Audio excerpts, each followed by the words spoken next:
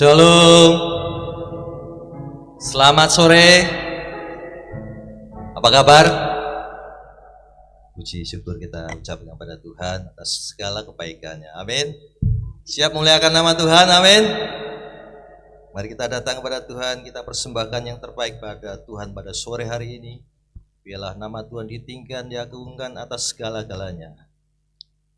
Terima kasih Tuhan. Kesempatan ini yang datang kepada Engkau, yang mau beribadah kepada Engkau pada sore hari ini Tuhan. Layakan kami Tuhan, ya setiap kami membawa hati yang terbaik buat Engkau, pujian penyembahan yang terbaik menyenangkan hati Tuhan. Pimpin ibadah kami dari awal tengah sampai pada akhirnya. Yang kuasa Roh Kudus yang akan benar-benar menguasai setiap hati, pikiran, dan kehidupan kami. Mata kami, hati kami terarah kepadamu saja Tuhan. Tutup bungkus dan kuasa darah-Mu Tuhan kami semuanya.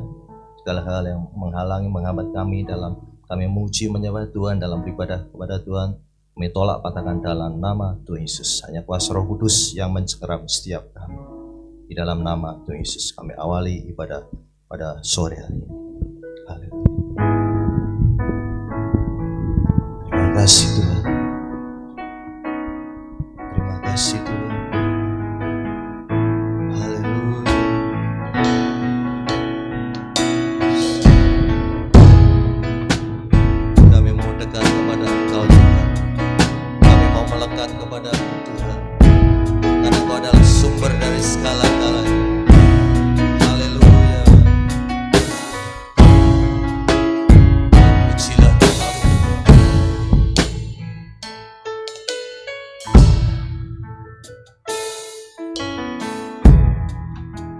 Dekat padamu itu rinduku,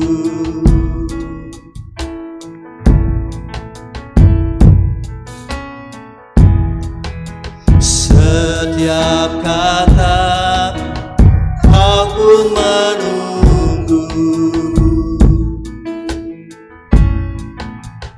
Tak kusangka ku temukan satu kasih yang abadi.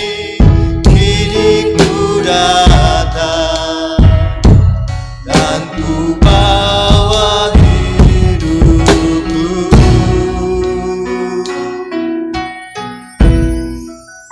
memandang wajah-Mu, mengikuti kebaikan-Mu,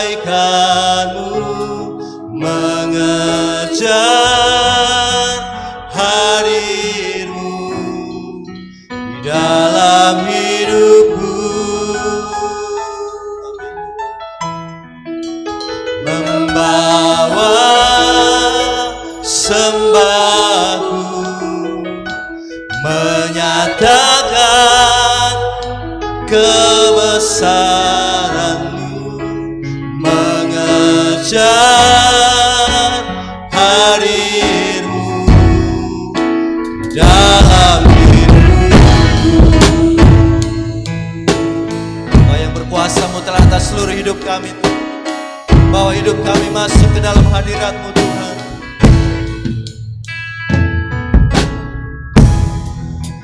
Dekat pada itu rinduku,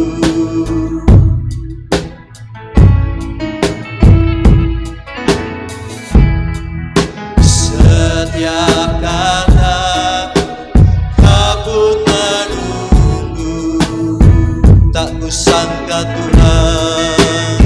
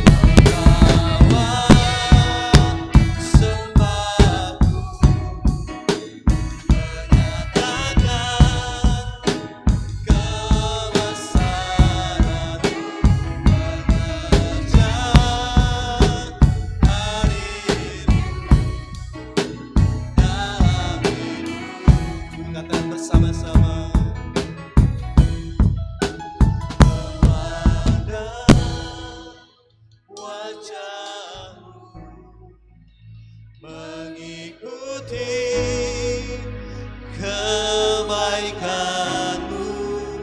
mengejar hadir-Mu dalam hidupku. Kami membawa sembah padamu Tuhan, membawa sembah, kami nyatakan kebesaran-Mu Tuhan, kebesaran-Mu mengejar hadir-Mu dalam hidup. Sambil bangkit berdiri bersama-sama katakan, memandang wajah-Mu Tuhan, wajah mengikuti kebaikan.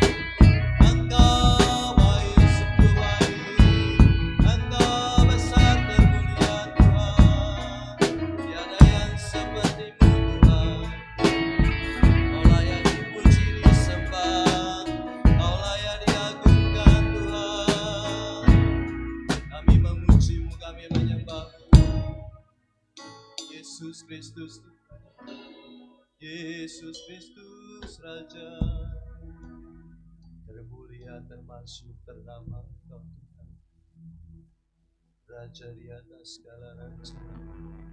Engkaulah satu-satunya yang menjadi dambaan kami Tuhan.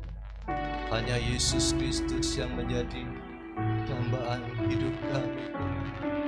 Kami rindu kehadiran-Mu pada sore hari ini Tuhan. Puaskan kami lebih lagi Tuhan. Kami mau masuk lebih dalam lagi Tuhan. Terpujilah nama-Mu kekal sampai selama-lamanya Tuhan. Haleluya. Terima kasih Tuhan.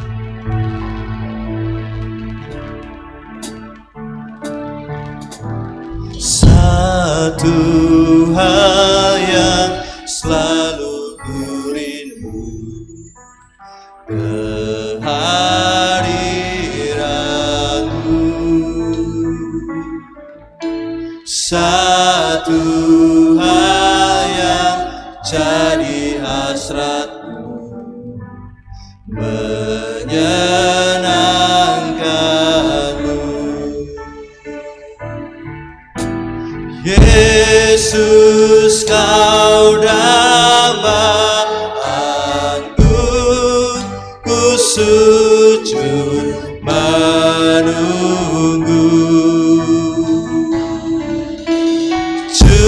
Curahkan urapan-Mu saat ku sembah.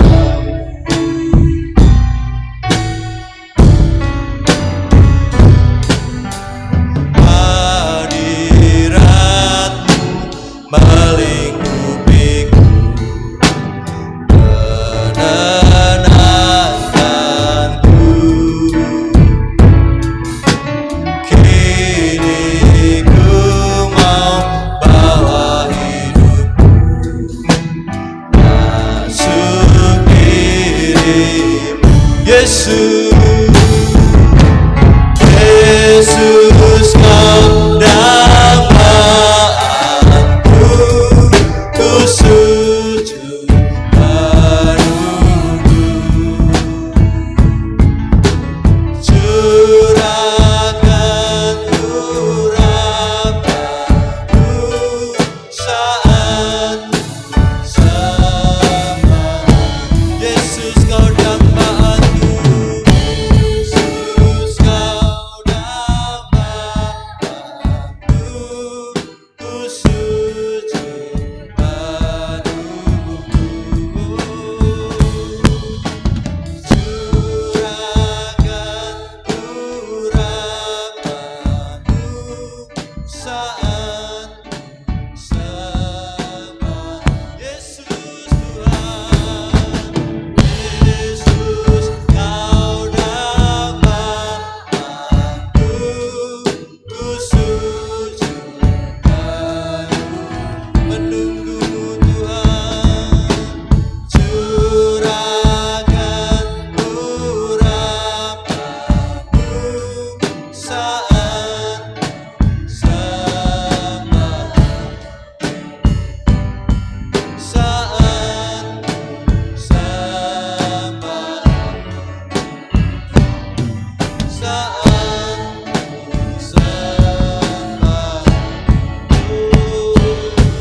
Saat sembah.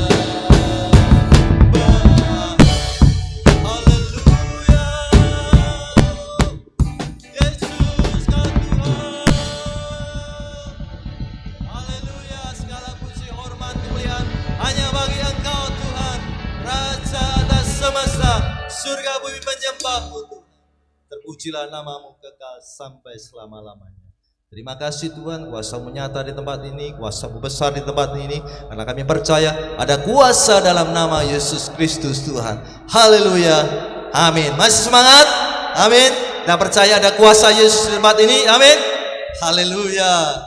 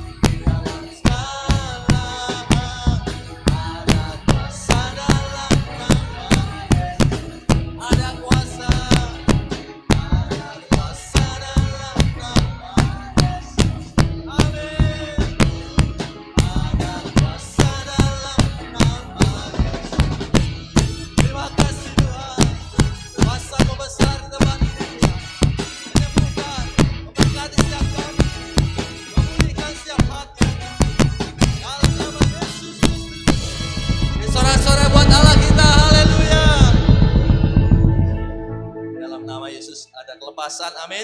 Ada pemulihan. Hanya nama Yesus Kristus Tuhan.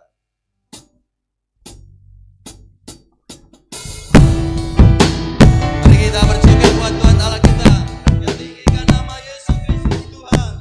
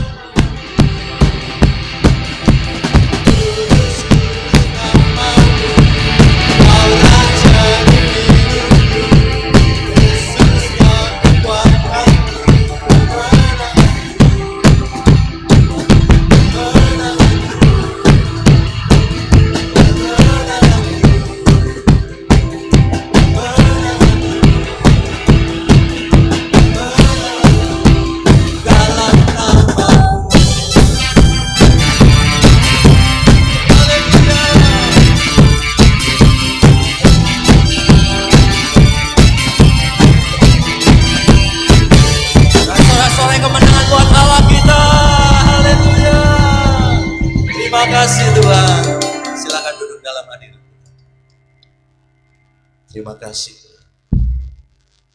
Begitu karya-Mu sempurna dalam setiap hidup. Perjalanan hidup kami mulai tahun 2025 ini, dari Januari sampai Desember, kami tidak tahu ke depan seperti apa. Tapi satu hal yang kami tahu, bahwa sedetik pun Engkau tidak pernah meninggalkan kami. Penyertaan-Mu sempurna, karya-Mu sempurna dalam setiap perjalanan hidup kami. Maka kami tidak perlu takut, tidak perlu gentar, tidak perlu khawatir akan situasi apapun. Karena Engkau adalah jaminan hidup kami. Karena Engkau yang bertanggung jawab atas hidup kami. Karena Engkau adalah sumber dari kehidupan kami. Terima kasih Tuhan.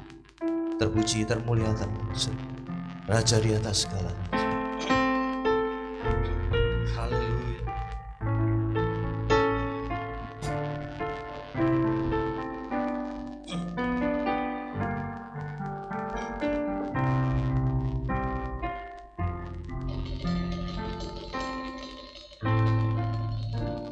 Kau Bapakku yang setia, tak pernah sedetik Kau tinggalkan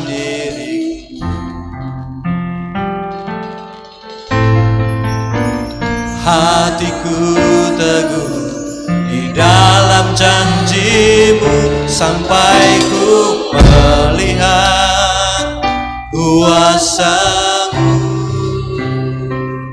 Karya-Mu sempurna, ajaib dan mulia.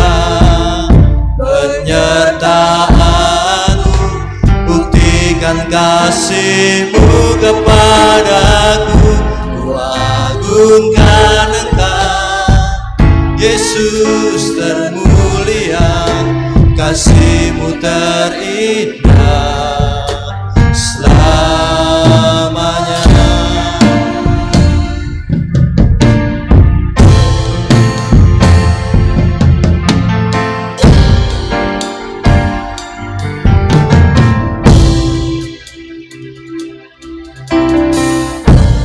Kau Bapa-Ku yang setia, tak pernah sedetik Kau tinggalkan diriku. Amin Tuhan. Hatiku teguh di dalam janji-Mu sampai ku melihat kuasa-Mu. Karya-Mu sempurna, ajaib dan mulia. Penyertaan-Mu, buktikan kasih-Mu kepadaku. Agungkan Engkau, Yesus termulia. Kasih-Mu terindah selamanya. Karya-Mu sempurna Tuhan. Terima kasih Tuhan. Kami bersyukur memiliki Allah seperti-Mu Tuhan. Buktikan kasih-Mu kepadaku. Agungkan Engkau, Yesus termulia. Kasih-Mu terindah selamanya. Lebih sungguh lagi katakan karya-Mu. Waktu serahkan buat Bapak Gembala.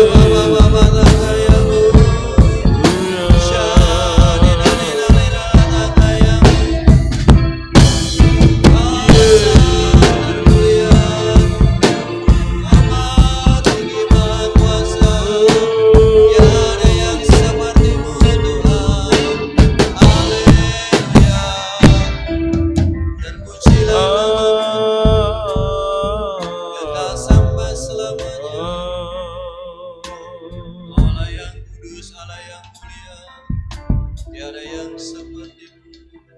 Karyamu sempurna, ajaib dan mulia, penyertaan-Mu, buktikan kasih-Mu kepadaku. Ku agungkan Engkau, Yesus termulia, kasih-Mu terindah selamanya.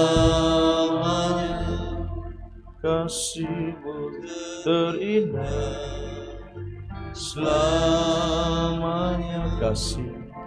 Kasih-Mu terindah selamanya.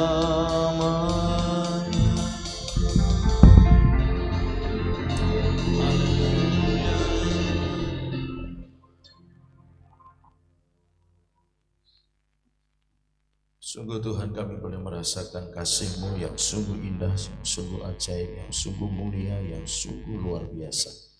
Dan buat kami selalu mengerti bahwa kasih-Mu besar bagi kami, dan itu sebabnya kami harus selalu tinggal di dalam kasih-Mu. Kami harus selalu berada di dalam kasih-Mu, dan kasih-Mu jugalah yang memenuhi setiap kami. Kasih-Mu jugalah yang menggerakkan setiap aspek hidup kami, sehingga sungguh ya Tuhan bahwa semua yang Tuhan inginkan, Tuhan mau dalam hidup kami bisa benar-benar terlaksana dalam setiap kehidupan kami, dan siapapun yang berjumpa dengan kami akan benar-benar mengalami dan merasakan kasih-Mu yang bekerja di dalam kami. Terima kasih Tuhan, saatnya Engkau berbicara kepada setiap kami, dan kuasa Roh Kudus memampukan kami mengerti dan memahami setiap ajaran didikan Tuhan bagi kami semua. Terima kasih Tuhan Yesus. Kami mengucap syukur, kami berterima kasih, kami siapkan diri kami untuk kami boleh terima firman-Mu demi nama Yesus Kristus. Haleluya. Kita semua yang siap katakan amin. Shalom. Puji Tuhan, Bapak Ibu Saudara kasih Tuhan. Saya bersyukur untuk kasih dan anugerah Tuhan yang dinyatakan dicurahkan bagi kita semua, sehingga kita bisa ada pada kesempatan sore hari ini. Kita boleh bersama-sama berkumpul untuk memuji, menyembah, dan memuliakan nama Tuhan. Baik Bapak Ibu Saudara, hari ini saya ingin mengajak kita untuk belajar dari ayat yang lain terlebih dahulu sebelum nanti kita melanjutkan kembali pembelajaran kita tentang mempelai. Nah Bapak Ibu Saudara yang dikasihi Tuhan, kalau kita membaca Mazmur 23 ayat yang keempat, nanti kita akan baca sama-sama ya. Tetapi sebagai pendahuluan Bapak Ibu Saudara, bahwa perjalanan hidup orang percaya, kalau saya boleh kaitkan dengan konteks pembelajaran kita mengenai mempelai, itu ternyata bukan perjalanan yang mudah. Saya tidak tahu bagaimana perjalanan Bapak Ibu Saudara masing-masing yang sudah pernah dijalani, yang sudah pernah dilalui. Tetapi setidaknya dari banyak orang yang pernah cerita, yang pernah saksi, yang pernah menyampaikan apa yang mereka alami, mereka bercerita atau mereka menyaksikan bahwa perjalanan hidup itu ada yang tidak menyenangkan. Sekalipun harapan itu selalu ingin yang terbaik dan itu sesuatu yang menyenangkan, tapi pada kenyataannya yang terbaik itu juga tidak selalu yang menyenangkan. Nah, perjalanan-perjalanan yang tidak menyenangkan itu seringkali dipakai oleh iblis untuk membuat kita menjadi berpikir bahwa hidup sebagai mempelai Kristus itu membosankan. Perjalanan-perjalanan yang tidak menyenangkan itu seringkali kemudian ditunggangi oleh setan dan menghembuskan kepada pikiran dan hati kita untuk berkata, sudahlah, tidak usah ikut Kristus, tidak usahlah rajin-rajin, biasa-biasa aja ikut Yesus itu, tidak perlu yang begini dan begitu. Toh kamu banyak berdoa, kamu banyak melayani Tuhan, kamu banyak persekutuan, itu ya hidupmu sama-sama aja. Tidak ada sesuatu yang berbeda, yang lebih baik, yang lebih mungkin lebih indah secara manusiawi. Semuanya sama, tetap ada masalah, tetap ada sakit penyakit, tetap ada godaan, tetap ada tantangan, bahkan seringkali itu terjadi dalam perjalanan hidup kita gereja Tuhan sebagai mempelai Kristus. Nah Bapak Ibu Saudara, Perjalanan-perjalanan yang tidak menyenangkan itu tadi yang sudah saya singgung di awal itu seringkali ditunggangi oleh setan untuk menghembuskan dalam pikiran dan hati kita bahwa sudahlah ikut Kristus itu nggak perlu terlalu rajin, nggak perlu terlalu rohani, nggak perlu terlalu yang harus istilahnya radikal, biasa-biasa aja, sak dremone wong urip gitu kan. Ya wayahe jagong ya jagong, wayahe healing ya healing gitu ya. Ya memang seperti itu, tetapi kemudian karena penatnya kehidupan, capeknya kehidupan dalam menjalani sebuah perjalanan ini, kadang-kadang berpikir iyalah, ikut Tuhan itu juga sama saja. Malah waktu kancane iso healing, awake dhewe ra iso healing gitu Saudara. Dan itu yang seringkali ditunggangi oleh iblis sehingga kemudian membuat orang percaya itu menjadi semakin tidak kuat dalam iman dan pengharapan mereka kepada Tuhan. Semakin mereka berkeputusan untuk menjauhkan diri dari Tuhan dalam bentuk dan cara apapun, ternyata membuat justru orang Kristen itu membuat dia itu semakin tidak bertahan, tidak sanggup bertahan dalam iman, percaya, pengharapan mereka kepada Tuhan.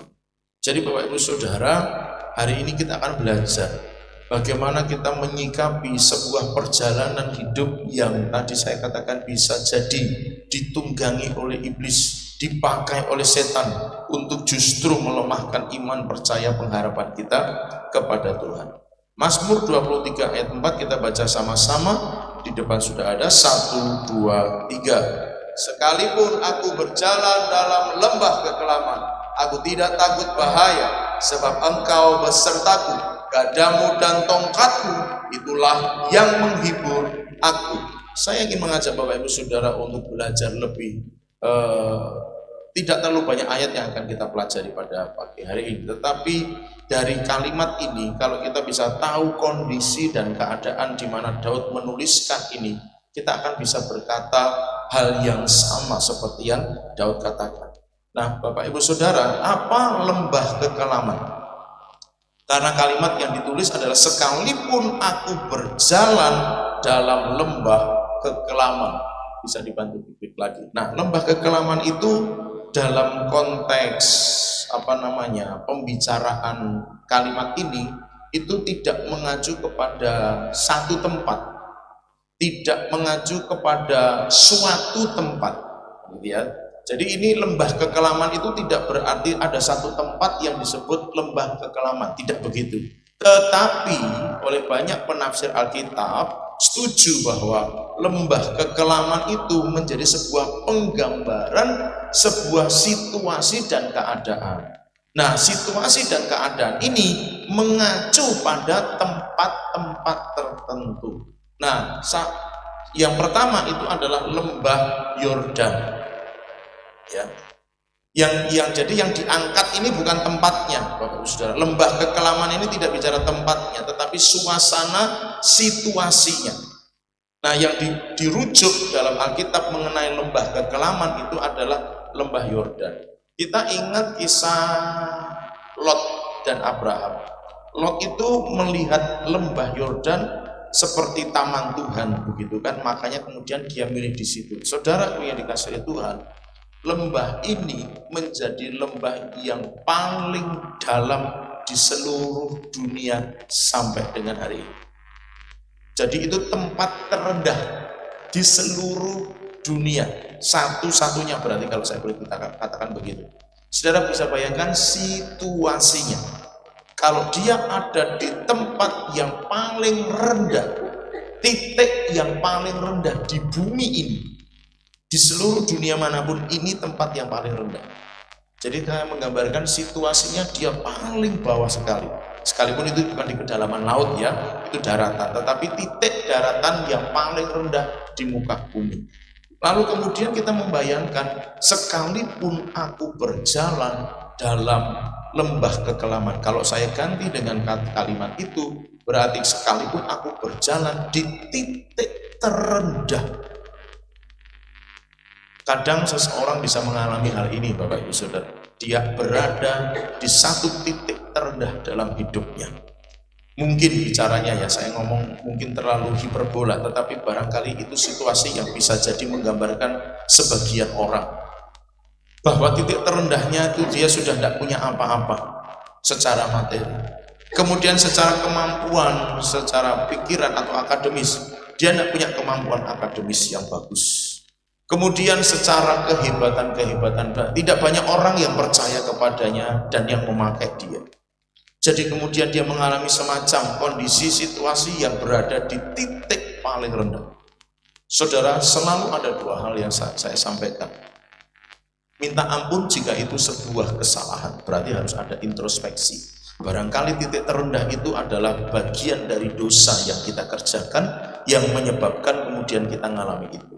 Saudara harus belajar untuk selalu introspeksi, jangan pernah salahkan orang lain sekalipun dalam situasi dan kondisi memang ya dia melakukan sesuatu yang salah kepadaku, tetapi aku harus bisa introspeksi. Dalam semua pembelajaran yang pernah kami lakukan dalam sebuah diskusi di kampus, Bapak Ibu Saudara, dengan teman-teman satu tingkat dengan kami di kuliah itu, selalu menemukan bahwa kenapa orang begitu kepadaku itu selalu ada andil dari aku. Bisa paham Bapak Ibu Saudara? Kenapa orang itu melakukan sesuatu yang aku anggap buruk, aku anggap gak bagus, itu selalu ada andil dari diriku, sehingga orang itu melakukan hal yang buruk kepadaku menurutku, walaupun itu cuma menurutku, tapi selalu ada andil dari diriku kenapa orang itu bereaksi begitu kepadamu. Maka selalu introspeksi. Maka titik terendah yang mungkin orang alami dan rasakan itu mungkin saja karena memang kesalahanku, maka aku harus minta ampun. Tetapi kalau titik terendah itu memang bukan karena dosa dan kesalahanku, ingatlah, disitulah titik di mana kita akan mulai diangkat oleh Tuhan ke tempat yang paling tinggi. Saudara lakukan eksperimen di rumah kalau memang bisa. Tapi apa sih yang saya katakan itu sangat ilmiah. Taruh bola di dalam air yang ada wadahnya, gitu ya. Ya terserah itu ember atau apapun lah, gitu ya. Tekan sedikit, lepaskan, maka dia akan lompat sedikit. Tekan lebih dalam, lepaskan, dia akan lompat lebih tinggi.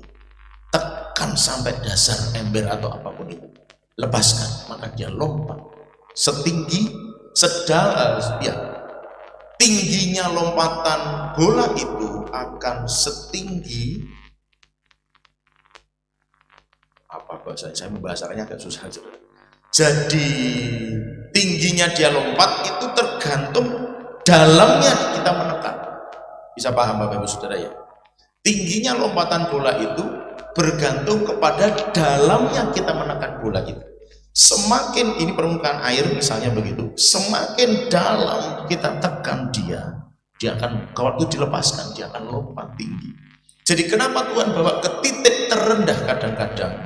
Kalau itu bukan karena dosa dan kesalahan kita, itu karena Tuhan siapkan saudara dan saya untuk menempati posisi yang tinggi sekali, katakan haleluya. Maka kalau mungkin kita merasakan mengalami satu titik terendah, coba selalu mengucap syukur dan selalu introspeksi. Kalau tidak ada kesalahan, berarti Tuhan sedang siapkan saudara untuk melompat lebih tinggi lagi. Kasih tahu kanan kiri, siapkan untuk lompat tinggi. Amin. Semakin dalam itu ditekan, semakin tinggi dia akan melompat, saudara. Jadi kenapa lembah kekelaman? Sekalipun aku berjalan dalam lembah kekelaman, sebuah situasi yang mungkin saja itu paling dalam. Nah, saudara, kemudian yang kedua, itu tanah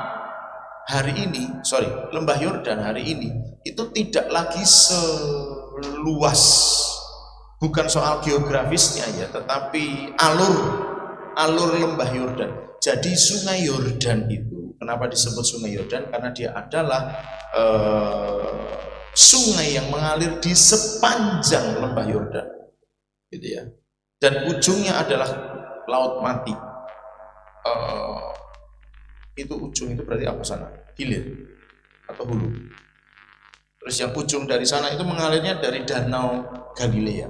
Itu mengalir terus sepanjang wilayah sungai Lembah Yordan itu sungai Yordan mengalir. Dulu sangat lebar. Ingat perjalanan bangsa Israel menuju ke tanah Kanaan menyeberangi sungai Yordan, padahal itu jutaan orang. Tuhan harus menghentikan aliran sungai itu supaya umat Tuhan bisa berjalan di tanah yang kering. Dulu sangat lebar, sekarang sudah sangat sempit. Makanya kemudian pada waktu Yesus saja itu sudah mengalami penyempitan.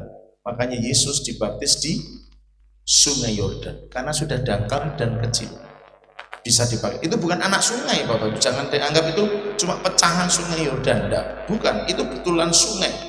Jadi kayak misalnya saudara bayangkan itu Bengawan Solo, dalam sekali dulunya, sekarang tinggal kecil, ya tetap Bengawan Solo gitu loh, saudara. Itu Sungai Yordan yang sama dengan yang dulu pernah diseberangi orang Israel, tetapi sekarang menjadi semakin menyempit begitu. Nah, saudara bisa bayangkan bahwa Sungai Yordan itu mengaliri begitu banyak tempat. Pada masa perjanjian lama banyak bangsa-bangsa, kerajaan-kerajaan, khususnya yang menjadi musuhnya bangsa Israel, tinggal di sepanjang tepi Sungai Yordan. Termasuk yang dilihat oleh Lot tadi. Itu kan termasuk di dalamnya Sodom dan Gomora kan ada di sana.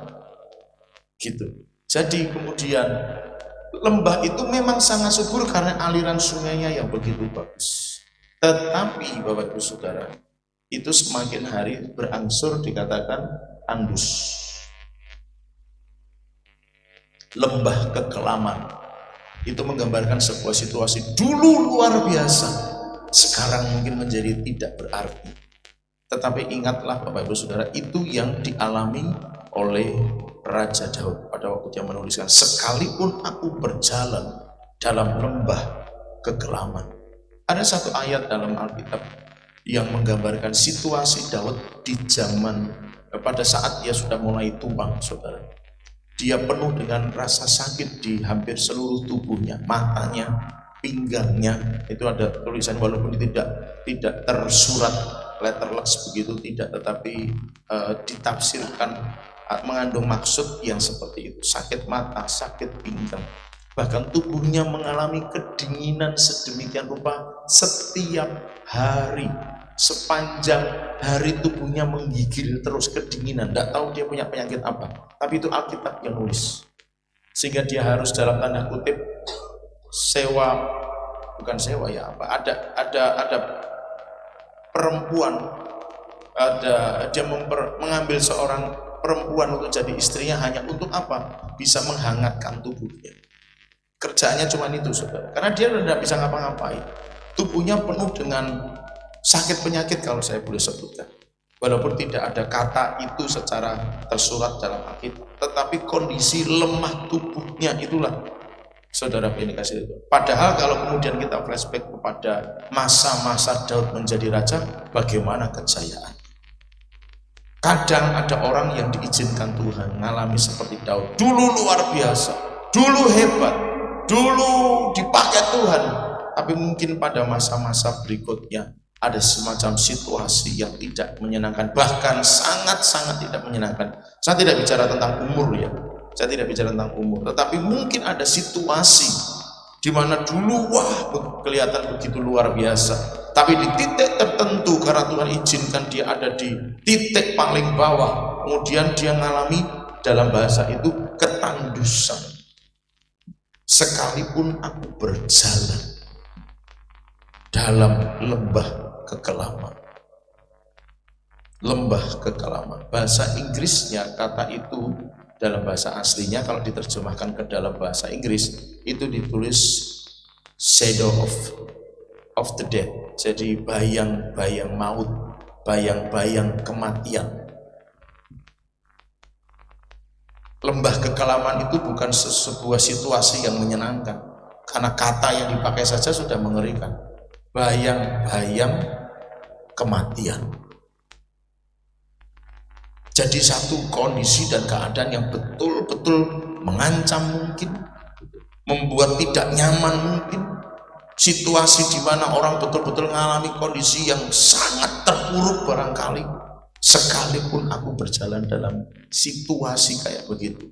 Yang ketiga itu, walaupun itu tempat yang sangat subur, tapi aliran sungai Yordan itu, Bapak Ibu Saudara, juga di titik-titik tertentu sungai Yordan itu melewati daerah yang cukup terjal. Dan kalau malam itu bisa menjadi sangat gelap karena dinding-dinding batu yang ada di sekitarnya. Menjadi tempat yang mengerikan dan mengancam. Jadi sekalipun subur di bagian yang lain, tapi di titik-titik tertentu itu juga menjadi tempat yang tidak aman, tidak nyaman. Itu lembah Yordan. Maka Daud menggunakan kalimat bayang-bayang maut, lembah bayang-bayang maut, karena ada titik-titik di mana walaupun itu tempat yang pada umumnya dianggap subur, tapi bagian-bagian tertentu itu sangat berbahaya, mengancam. Daud dalam perjalanan hidupnya juga mengalami hal yang sama, mengalami kondisi di mana bahaya mengancam, kematian sedang menunggu, dan seterusnya apapun istilahnya. Tapi itulah situasi yang dialami dan dirasakan. Nah, sebagai gereja yang mempersiapkan diri untuk menjadi mempelai Kristus, kadang situasinya bisa begitu. Memang secara umum hidup orang Kristen, orang percaya mempelai Kristus pasti diberkati, katakan amin. Pasti diberkati, katakan amin. Tetapi untuk melalui perjalanannya kadang-kadang diizinkan Tuhan di titik-titik tertentu melewati bahaya, melewati bayang-bayang maut, melewati bayang-bayang kematian di ujung tanduk yang kalau kepleset sedikit langsung hancur misalnya. Kadang situasinya diizinkan Tuhan mengalami atau melewati hal yang sedemikian, Bapak Ibu Saudara yang dikasihi Tuhan. Jadi artinya perjalanan itu benar-benar menjadi perjalanan yang tidak mudah. Kalau kita membayangkan apa yang dikalimatkan oleh Daud adalah, sekalipun aku berjalan dalam situasi yang sangat teramat sangat tidak menyenangkan, di titik terendah yang dulu bisa bagus tapi tiba-tiba bisa tidak ada sama sekali, bahkan di titik tertentu itu menjadi sebuah tempat yang sangat berbahaya. Kadang semua itu bisa jadi Tuhan izinkan. Sekali lagi, dalam semuanya tetap mengucap syukur sambil introspeksi. Kalau memang ada dosa dan kesalahan, minta ampun. Tapi kalau memang tidak ada, tetap bertahan, bersyukur. Karena itu artinya kau akan dibawa naik ke tempat yang lebih tinggi, luar biasa tinggi. Katakan haleluya. Jadi Bapak Ibu Saudara, sekalipun aku berjalan dalam lembah kekelaman, aku tidak takut bahaya, sebab Engkau besertaku. Kalimat ini mari kita ucapkan bersama-sama dengan yakin. Aku tidak takut bahaya, sebab Engkau besertaku. 1, 2, 3. Lagi, aku tidak takut bahaya, sebab Engkau besertaku. Sekali lagi, aku tidak takut bahaya, sebab Engkau besertaku. Yang percaya katakan amin. Jadi sekalipun aku melewati tempat yang mengerikan itu, aku tidak takut bahaya, sebab Tuhan bersama. Lembah kekelaman yang dua hilang adalah disebut lembah Ben Hinnom. Itu yang dianggap sebagai lembah kekelaman. Ini lebih mengerikan lagi, Bapak Ibu Saudara. Ben Hinnom itu memang hanya tercatat di Perjanjian Lama di kalau tidak salah di 1 Tawarik apa ya. Lembah Ben Hinnom itu menjadi tempat penyembahan berhala dan tempat di mana korban diberikan kepada dewa Molok.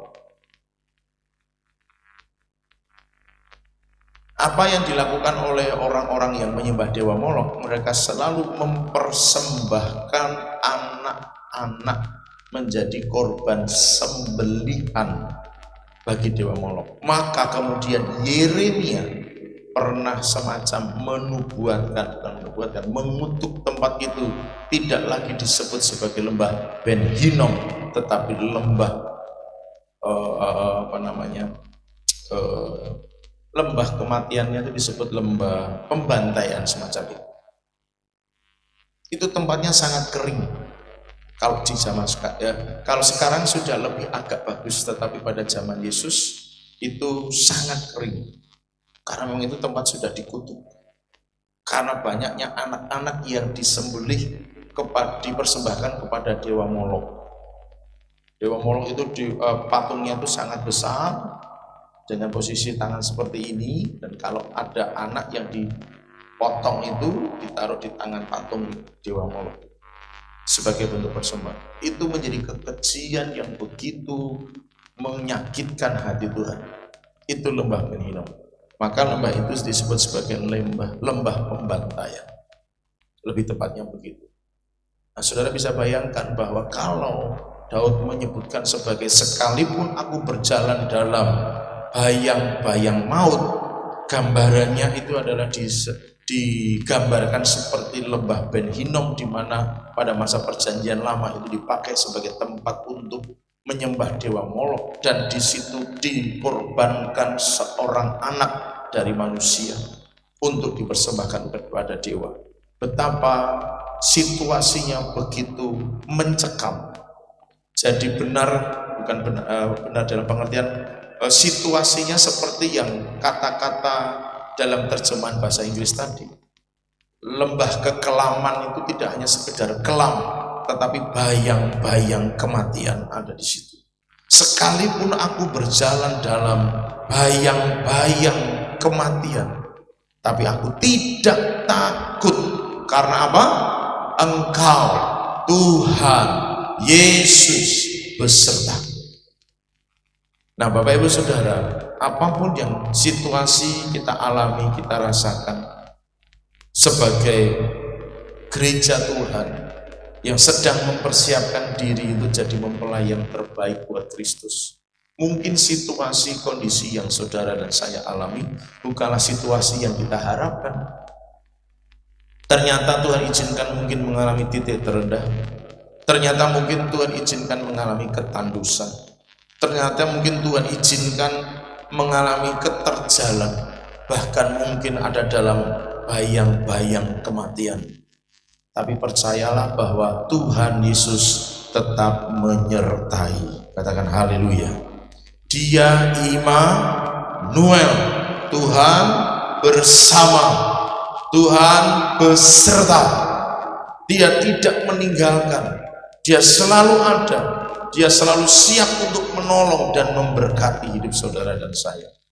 Walau jangan diasumsikan berkat sebagai kelimpahan, tetapi perlindungan, penjagaan, kesehatan, ketersediaan sekalipun tidak berlimpah, tetapi itu pasti akan Tuhan berikan kepada kita, asal kita hidup benar, kita hidup sesuai dengan kehendak Tuhan, kita berjalan dalam rencana dan kehendaknya.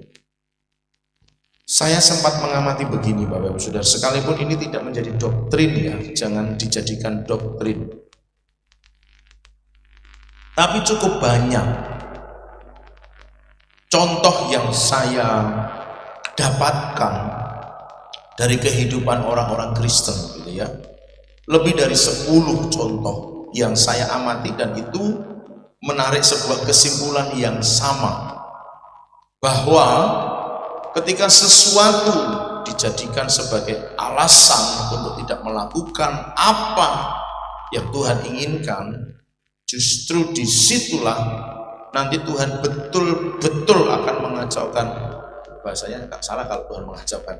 Tuhan betul-betul akan mengizinkan, dari situ dia kacau, saudara. Salah satu misalnya Bapak Ibu Saudara, saya pernah mendengar ada seorang berkata, kenapa kau nggak hadir, kau nggak datang dalam sebuah perkumpulan, dalam sebuah ibadah-ibadah, persekutuan. Yang selalu dia gunakan alasannya adalah suaminya. Wala niku lho mboten saged ditinggal, itu lho ndak bisa ditinggal, itu lho ndak bisa ditinggal. Sekarang kondisinya betulan nggak bisa ditinggal, nggak bisa tinggal sama sekali Bapak Ibu Saudara. Karena kondisi suaminya sangat parah. Satu, dua, contoh yang lain. Kalau ditanya kenapa kok nggak datang, anak saya tuh nggak bisa ditinggal, rewel segala macam. Anaknya dipakai buat alasan. Betulan Saudara. Sekarang ini anaknya betul-betul nggak bisa, nggak ya jadi penghalang buat dia lebih maju kepada Tuhan. Yang lainnya karena faktor waktu, pekerjaan itu Saudara. Walah ini begini, walah itu begitu. Karena faktor pekerjaannya. Betulan Saudara, hari ini dia betul-betul terikat dengan pekerjaannya sehingga nggak bisa sama sekali. Salah atau betul? Nggak tahu. Yang tahu cuma Tuhan dan hatinya. Itu pun kalau dia sadar, kalau itu menjadi titik di mana dia salah. Ada kadang-kadang masalah itu yang datang karena kesalahan dalam mengambil keputusan. Maksudnya keputusan di hadapan Tuhan. Jadi bukan salah dia yang berubah, tapi salah aku yang ambil keputusan di hadapan Tuhan. Akhirnya Tuhan pakai dia untuk bukan menggenapi ya salahnya. Bukan sebenarnya lebih tepatnya karena ada celah yang dia buka di alasan ini dipakai oleh setan untuk betul-betul membuatnya menjadi tidak bisa. Ada yang dulu beralasan tidak punya waktu, akhirnya betulan dari pihak keluarganya macam-macam hidupnya sehingga membuat dia menjadi tidak punya waktu beneran buat Tuhan. Jadi kadang-kadang salah cuma persoalannya yang sering kali terjadi yang seperti ini tidak diketahui. Dia tidak sadar itu kesalahan dia di masa lalu, gitu loh Saudara. Makanya hati-hati kan di dalam mengambil keputusan, dalam berkata-kata, berpikir dan seterusnya. Nah, kembali kepada situasi yang tadi kita sudah pelajari.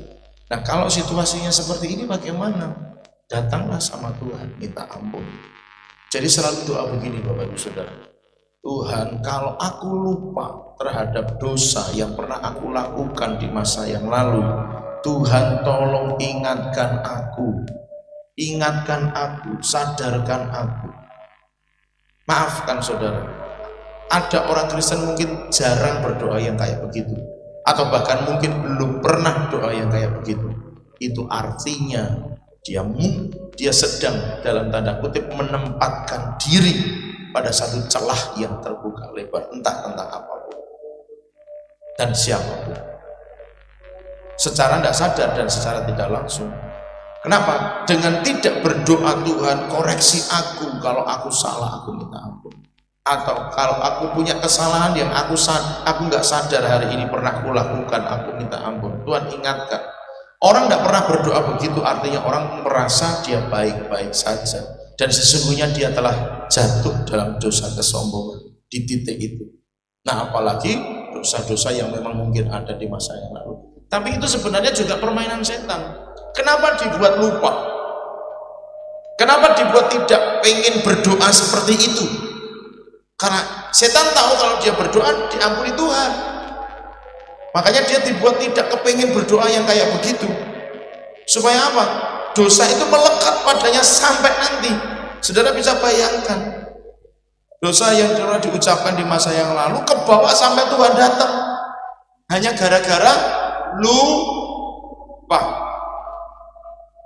Kenapa lupa? Karena nggak pernah didoakan. Kenapa nggak didoakan? Ya itu juga permainan setan juga sebenarnya.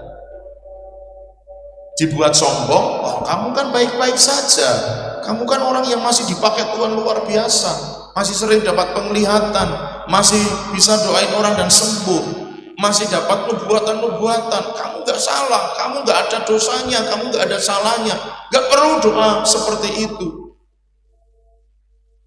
Bagi saya, karena manusia itu lemah dan seringkali bisa jatuh dalam dosa yang dia tidak sadar bahwa itu dosa, maka perlu berdoa yang seperti Tuhan tolong ingatkan aku kalau aku pernah berdosa dengan dosa yang tidak aku sadar. Ingatkan, tunjukkan Tuhan. Itu doa yang sering saya ucapkan dalam doa pribadi saya. Tuhan, aku pernah salah di hadapan-Mu, tapi aku nggak sadar melakukan. Tuhan tolong ingatkan saya, Tuhan tolong tunjukkan supaya saya bisa minta pengampunan sehingga beres, bersih, tuntas. Jadi dalam konteks kita berada dalam situasi yang tidak menyenangkan, kalau dalam tulisan-tulisan Daud dia ngerti, saudara, aku begini di hadapanmu sehingga mataku tidak melihat, aku begini di hadapanmu sehingga pinggangku sakit, tulang-tulangku begini dan begitu. Itu bahasanya. Daud mengerti. Mazmur 51 itu menjadi tulisan pengakuan dosa Daud di hadapan Tuhan. Daud mengerti, saudara, sekalipun tetap ada konsekuensi dari dosa dan kesalahan itu di masa yang akan datang, tapi Daud sudah mengakuinya di hadapan Tuhan. Jadi Bapak Ibu Saudara, penting sekali. Nah, maka kita mesti belajar berkata sama. Sekalipun aku berjalan dalam bayang-bayang kematian, aku tidak takut bahaya, sebab Engkau besertaku. Sekalipun aku berjalan di titik terendah, aku tidak takut sebab Engkau besertaku. Sekalipun aku berjalan dalam ketandusan, aku tidak takut sebab Engkau besertaku. Sekalipun aku berjalan di tempat-tempat yang terjal dan menakutkan, aku tidak takut sebab Engkau besertaku. Sekalipun aku berjalan dalam lembah kematian, banyak kematian di sana, aku tetap tidak takut sebab Engkau besertaku. Karena gadamu dan tongkatmu itulah yang menghibur aku. Saudara, kata-kata ini juga unik. Biasanya kalau orang terhibur itu karena lihat sesuatu yang lucu, terhibur, ya kan? Kemudian orang terhibur itu melihat sesuatu yang menarik, itu terhibur. Ini gada dan tongkat kok bisa menghibur? Saudara pernah merenungkan kalimat ini tidak? Kenapa gadamu dan tongkatmu itulah yang menghibur aku? Kata menghibur itu dalam bahasa aslinya, dalam salah satu terjemahan di bahasa Inggris, comfort, nyaman, enak, tapi lebih kecenderung kepada nyaman. Saudara pakai baju yang enak di badan itu comfort, nyaman, enak. Saudara tidur yang membuat di kasur yang membuat Anda bisa tidur dengan enak, lelap, badan tidak sakit, besok bangun pagi seger, itu comfort, nyaman. Kasur itu nyaman buat Anda. Nah, saudara, tongkatmu, gadamu nyaman bagiku. Kok bisa tongkat nyaman? Kok bisa gada nyaman? Saudara, nanti kita belajar lebih lagi. Ini dalam lembaga oleh Lembaga Alkitab Indonesia, ilustrasi gada dan tongkat itu gambarnya kayak begitu. Yang benernya kayak apa saya nggak tahu. Saya mencoba mencari itu di internet, susah ketemu kata gada dan tongkat. Tapi kalau tongkat hampir dipastikan memang begitulah kira-kira bentuknya. Jadi tongkat itu melengkung di atas. Tujuannya lengkungan itu adalah kalau ada domba yang sedang menyimpang jalannya, itu akan digantol, maka tongkat selalu lebih tinggi, panjangnya itu lebih tinggi dari manusia yang bawa tongkat. Kenapa? Karena itu kawanan dombanya kan banyak kan Bapak Ibu Saudara, tidak 1, 2, 3 ekor gitu kan. Jadi Saudara pernah lihat orang angon bebek enggak di tempat kita ini? Bebek kan banyak gitu kan, kemudian jalannya bisa lebih cepat dari jalannya si angon bebek. Makanya tongkatnya peternak bebek itu kan sangat panjang gitu. Nah kira-kira begitulah, kira-kira panjangnya, bukan sepanjang itu juga, tapi kira-kira fungsinya hampir mirip lah. Jadi kalau ada domba kok dombanya di sana, gantol itu gitu loh. Karena mungkin menyimpangnya sudah terlalu jauh, maka butuh yang panjang supaya bisa menjangkau leher dari si domba.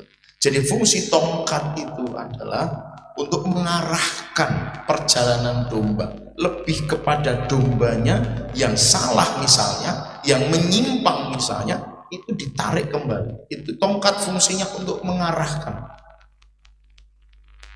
Jadi lebih kepada pendisiplinan kalau bahasa kerennya. Tongkat itu berfungsi untuk disiplin. Kalau kamu nyimpang, tak tarik untuk kembali ke jalan yang benar. Ditarik itu dipaksa enggak, saudara? Paksa, bukan domba, salah kau jalan, balik. Kalau nggak balik tak potong lah. Jadi di piring nanti. Tidak begitu, Bapak Ibu Saudara.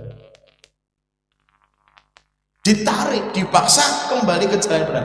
Kok menghibur, gitu kan? Dipaksa kok menjadi comfort, nyaman, aneh kan?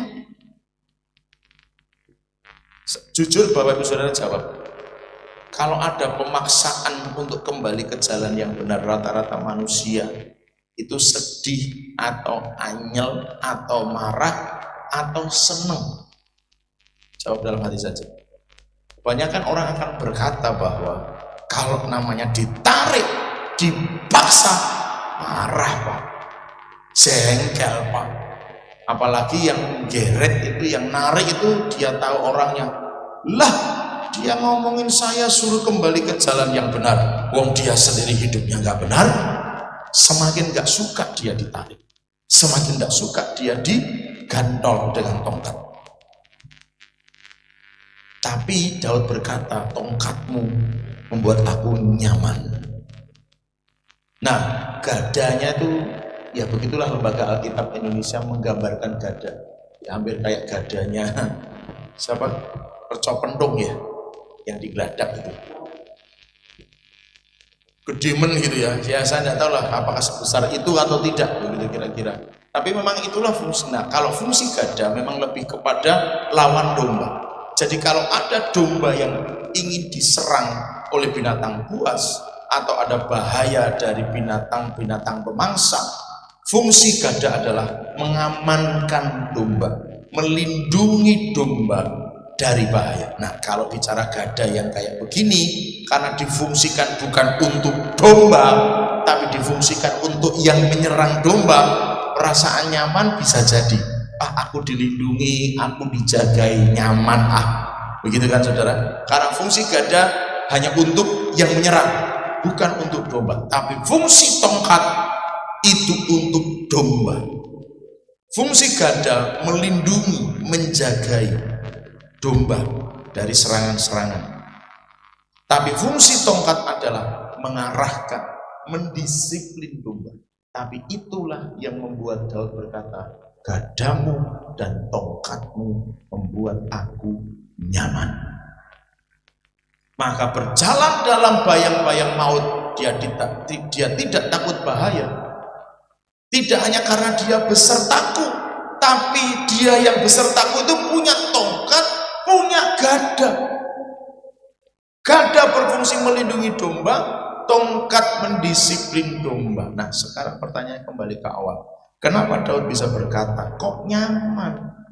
Saudara, kalau saudara membaca kitab Mazmur, tulisan-tulisan Daud khususnya, dia akan berkata bahwa firman-Mu itu pelita bagi kakiku dan seterusnya. Firman-Mu itu manis bagaikan madu. Firman-Mu itu menyejukkan hati dan lain sebagainya. Kenapa bisa begitu? Karena dia anggap tongkat penggembalaan Tuhan itu adalah untuk kebaikan dirinya. Dia tidak pernah lihat dari sisi tongkatnya. Dia tidak pernah lihat dari sisi gembalanya. Dia lihat tujuannya. Kenapa ada tongkat yang harus nyantol di leherku yang memaksa aku kembali kepada jalan yang benar? Karena tujuannya supaya aku benar. Tujuannya supaya aku sesuai dengan jalan Tuhan. Kalau mengikuti jalan Tuhan, ujungnya damai sejahtera, enggak Bapak Ibu Saudara? Damai sejahtera. Walaupun prosesnya tetap harus lembah kekelaman dan seterusnya tadi. Tapi ujungnya pasti damai sejahtera. ujungnya pasti manis, ujungnya pasti kebahagiaan. Katakan amin. Ujungnya tapi ya, jangan prosesnya. Nah, yang dilihat Daud bukan tongkatnya yang melengkung, yang keras, yang kaku, yang memaksa, bukan. Yang dilihat Daud bukan gembalanya yang pegang tongkat. Siapa kamu? Kamu aja orang berdosa, kamu saja masih salah, kamu saja masih punya salah ini dan itu. Yang dilihat bukan gembalanya, bukan orangnya, bukan tongkat yang dipakai untuk mendisiplin. Tapi Daud bisa melihat dari sisi tujuannya. Ya, ini demi kebaikanku. Ya, ini demi supaya aku hidup benar. Ya, ini supaya aku bisa memperoleh kebahagiaan di ujung sana. Tetapi mungkin jalannya memang di titik terendah. Mungkin jalannya adalah terjal. Mungkin jalannya adalah tandus. Mungkin jalannya adalah banyaknya kematian, bayang-bayang kematian yang menghantui. Mungkin jalannya seperti itu. Tapi dia tahu kenapa jalan itu diizinkan Tuhan terjadi. Karena ujungnya Tuhan sedang sediakan kebahagiaan. Yesus pernah berkata dalam Injil, pintu yang menuju ke maut itu sangat lebar, tetapi pintu yang menuju pada kebenaran itu sangat sempit. Kemudian ini menjadi inspirasi orang menuliskan lagu yang terkenal dalam lagu sekolah minggu, karena jarang dinyanyikan di ibadah raya. Di dalam dunia ada dua jalan, lebar dan sempit, mana kau pilih? Yang lebar api, jiwamu mati, tapi yang sempit hidup berglori. Ada terus suami yang bisa lagu itu? Oh ada. Oh iya, Kak yang ada. Itu artinya generasi sudah sangat tua. Ya. Oh itu saudara. Lagu itu sederhana memang, tapi maknanya dalam. Kalau nggak mau lembah kekelaman, ya lebar memang. Mau sak suka hatinya boleh, tapi ujungnya api, kematian. Tapi kalau mau hidup berglori, itu bahasa lama ya, terjemahan lama, artinya hidup penuh kemuliaan Tuhan. Itu sempit jalannya, penuh dengan gandolan dengan bahasa ini. Tongkat yang akan dipakai untuk menarik, mendisiplin. Tapi itu yang dikatakan Daud, bahwa aku terhibur, aku nyaman, aku tenang, karena ada gada dan tongkat. Memang Tuhan juga melindungi aku dari serangan-serangan, tapi Tuhan juga mendisiplin aku supaya aku hidup bersama dengan. Ada satu lagu lama Bapak Ibu Saudara. Berapa waktu lalu saya dengar itu di statusnya orang, mungkin kalau nggak salah, di story WA-nya orang. Kok saya jadi teringat itu beberapa hari. Dan kemudian Tuhan bicara ini kepada saya. Dan Tuhan izinkan saya untuk sampaikan ini kepada saudara. Jadi, coba minta Dimas. Ini lagu lama saudara, mungkin di sana juga tidak ada. Saudara browsing aja di Google nanti lirik lagu. Saya juga judulnya juga nggak tahu saudara. Pokoknya nanti kalau saya nyanyi saudara cari aja di Google liriknya gimana. Kalau ku cari damai, hanya ku dapat dalam Yesus. Kalau ku cari ketenangan, hanya ku temui di dalam Yesus. Tak satu pun dapat menghibur, tak seorang pun dalam menolongku.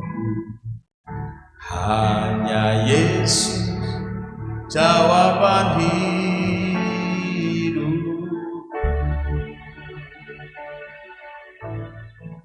Bersama Dia hatiku damai, walau dalam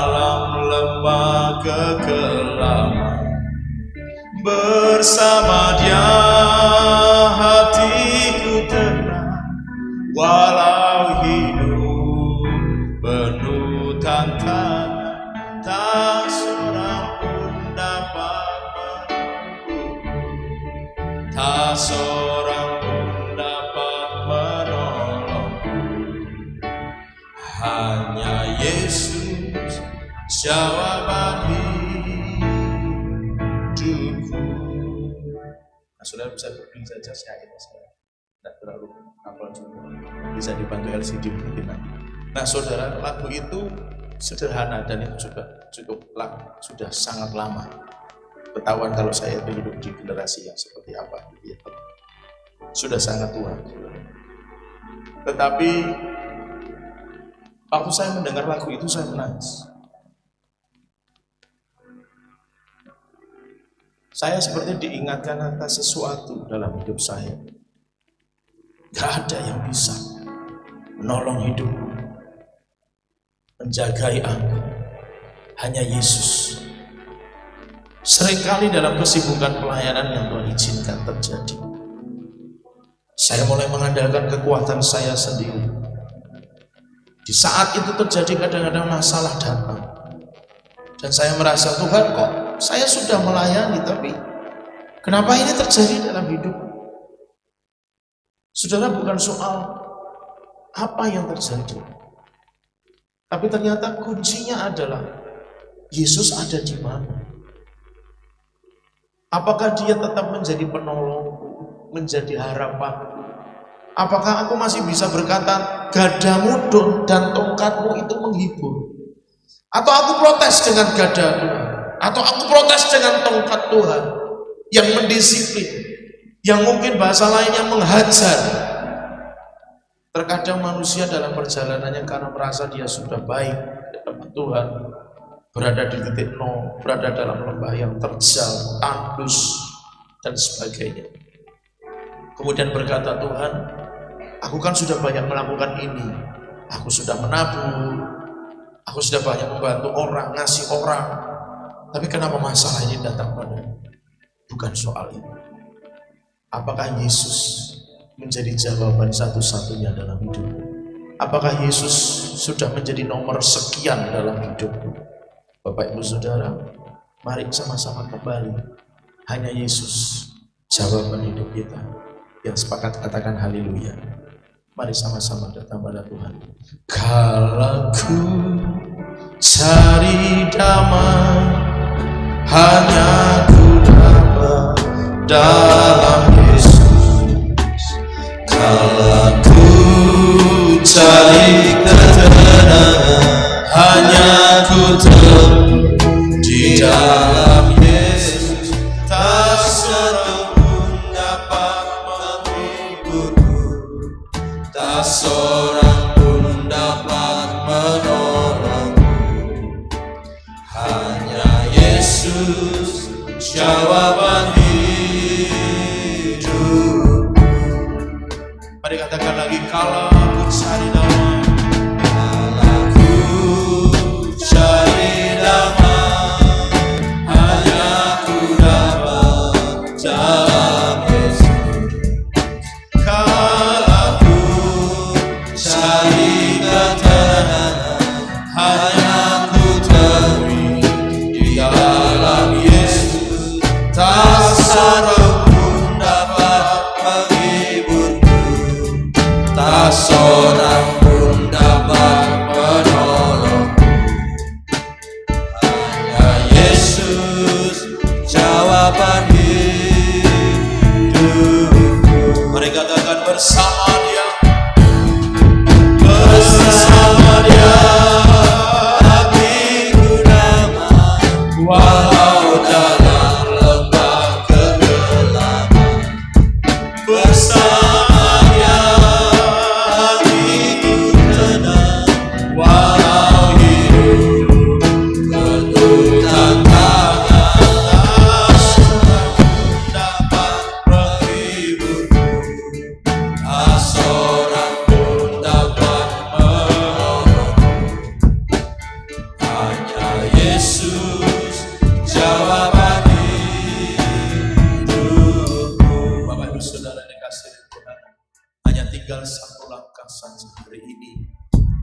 Semua mungkin pernah ngalami karena salah, ngalami masalah karena salah. Minta ampun, Tuhan pasti ampuni, Tuhan pasti pulihkan. Maka hari ini yang kita lakukan adalah jadikan dia Yesus. Aku tidak takut bahaya, sebab Yesus bersamaku. Gada Yesus, tongkat Yesus, itu yang membuat aku nyaman. Hari ini tidak ada jalan lain Bapak Ibu Saudara yang bisa membawa kita ke tempat yang Tuhan inginkan. Tidak ada cara lain yang bisa kita pakai untuk kita bisa berada di tempat yang Tuhan inginkan. Jalannya adalah Yesus, caranya adalah hanya tinggal mendekat padanya, minta ampun jika salah, janji bertobat di hadapan Tuhan dan ikuti jalan Tuhan. Maka ke tempat yang dia inginkan dia akan membawa kita. Olehnya Bapak Ibu Saudara dikasihi Tuhan, mari sama-sama datang pada Yesus saat ini. Buat siapapun kita yang sungguh-sungguh merindukan untuk kita berada di dekatnya, kita merindukan untuk menjadikan Yesus segala-galanya dalam hidup kita. Saya undang untuk bisa bangkit berdiri.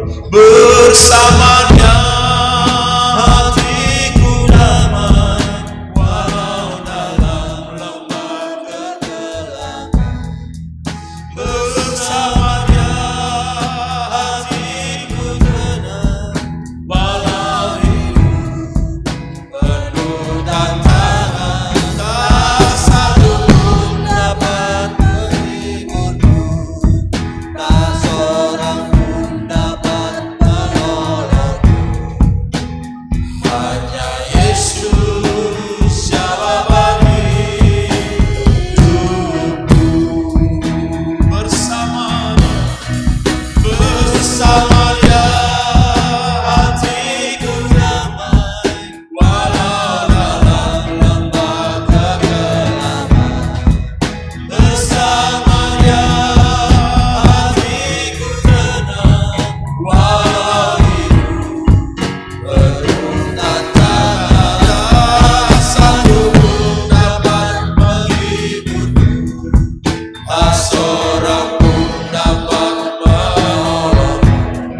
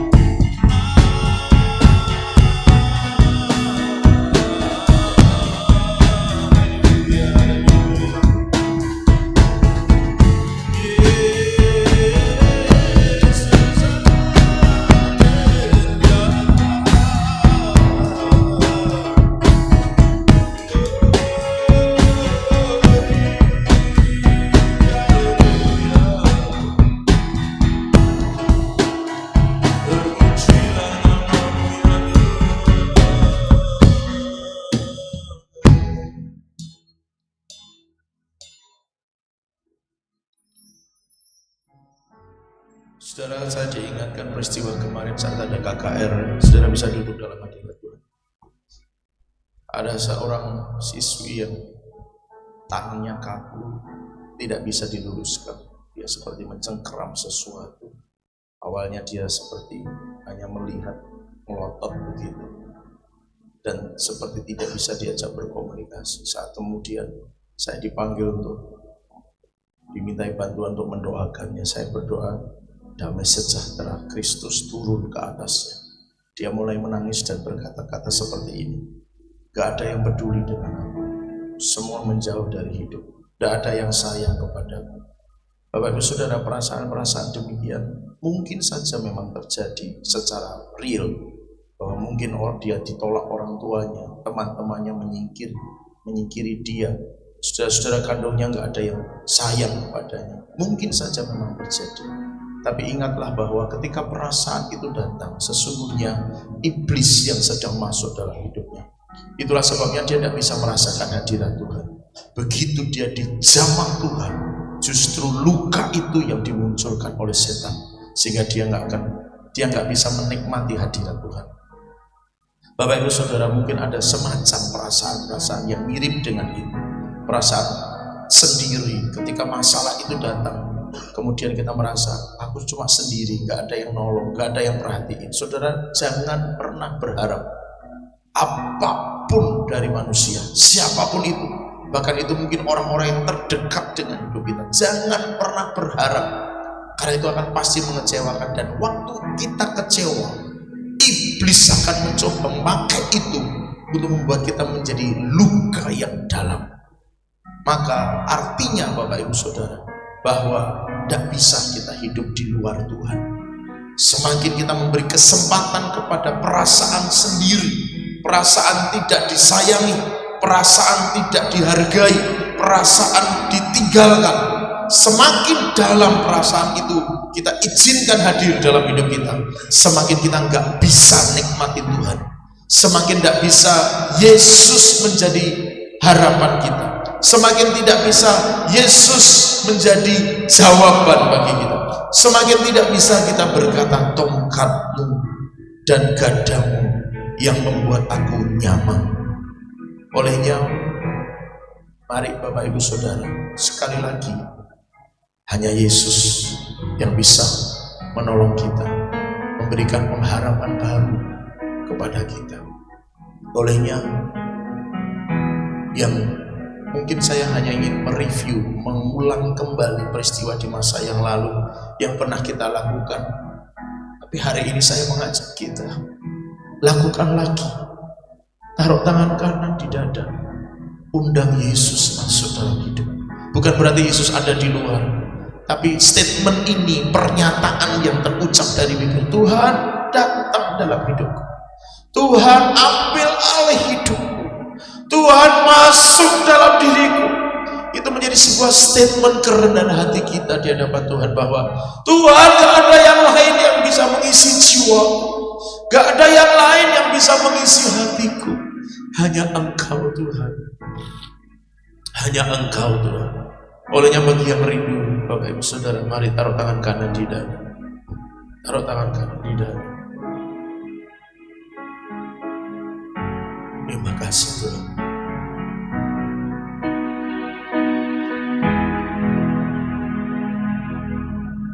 Segala perkara dapat ku tanggung di dalam Dia yang memberi kekuatan. Tuhan Yesus penolong dan sabar, tetap percaya Tuhan setia. Segala perkara dapat ku tahu di dalam